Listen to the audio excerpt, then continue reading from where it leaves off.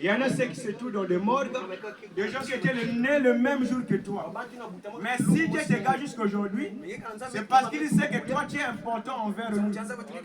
C'est la raison pour laquelle, en guise de cela, nous devons être toujours reconnaissants envers sa parole.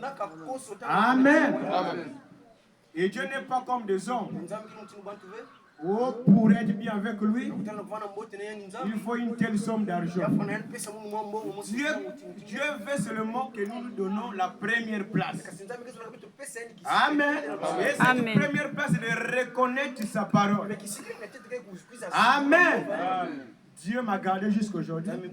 Mais pourquoi Dieu m'a gardé jusqu'aujourd'hui? Il y a beaucoup de gens qui sont morts. Mais parfois c'est moi qui devais être dans leur place.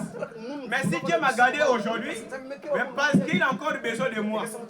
Amen, amen. Amen. Mais la seule manière d'être reconnaissant, c'est d'obéir à sa parole.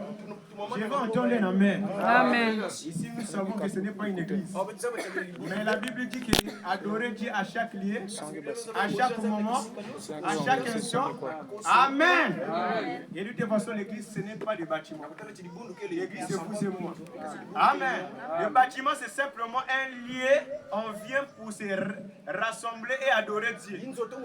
Mais la vraie église, c'est Christ dans votre cœur. La vraie église, c'est Dieu dans votre cœur. Si Dieu est dans votre cœur, quand Dieu fait quelque chose pour vous, vous devez toujours être reconnaissant. Dieu te donne le travail, qu'est-ce que tu dois faire? Seigneur, merci.